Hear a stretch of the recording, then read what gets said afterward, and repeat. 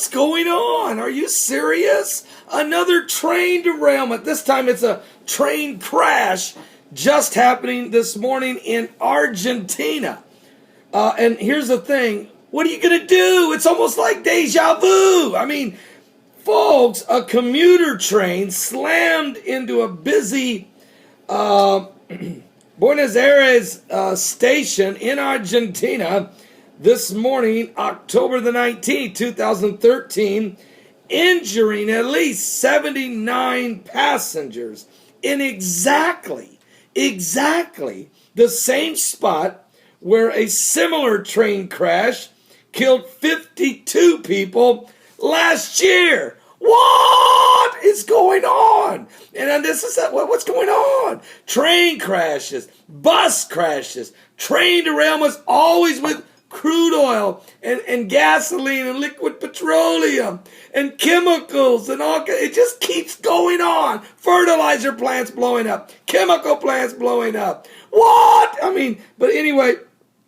is there something biblical going on? Is there something, what? Wait, it says the train itself ended up wedged between the floor and a ceiling of the platform, with the station bumper being driven into the first car of the train.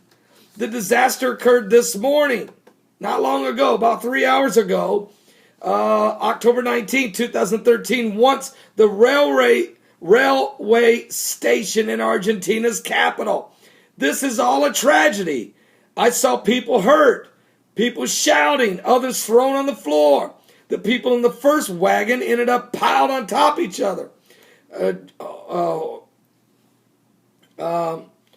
George Ramirez, a 47-year-old cook, said the driver had overshot several platforms over the course of the journey. Is this guy drunk? What's going on? I'm not accusing him. I'm just asking a question. How many platforms are you going to overrun? How many times are you going to put people's lives in jeopardy? How many times are people going to keep what's going on in this country? Who's driving the trains? Who's flying the planes?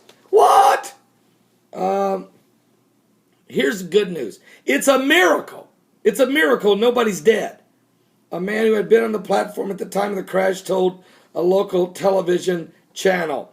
He said the exact cause of the crash still remains unclear. It sounds like human error. It sounds like maybe deliberate.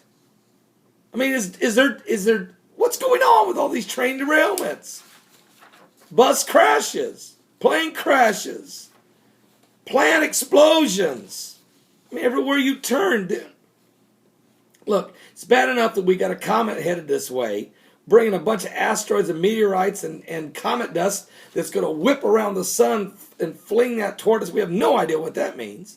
It's bad enough that we have typhoons and hurricanes, cyclones and tornadoes ripping through the world.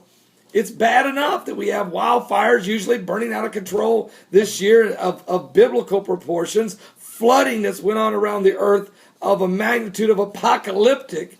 And throw in a few mass murderers, a random just crazy shootings, a civil war in Syria, a genocide on Christians, and then just throw in a few train derailments.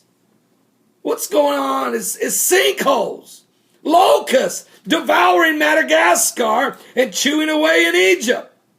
Is there something? What about radical Islamists? Are you seriously understanding? Something biblical's going on with the signs. Read Matthew of the second coming of Christ. Read Matthew 24. It will tell you. There's no question. I was preaching last night. I got off the air after doing my live radio show.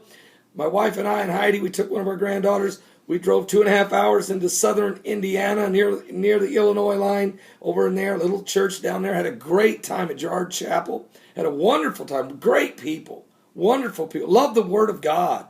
Love God. Love the Word of God. And we preached on the signs of the times. Also, we had a good fellowship.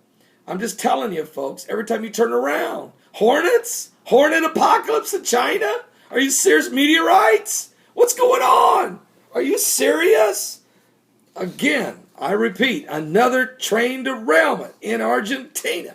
I want to thank Nick of New York for doing a good job getting this research to us. I'm trying to have a day off. Hopefully there's nothing else today. But who knows? I mean, we really don't know. Stay close to the Lord. And if you're not saved, give your life to Jesus Christ. Because, folks, I can tell you right now, we're truly living in the last days. Give your life to Jesus Christ.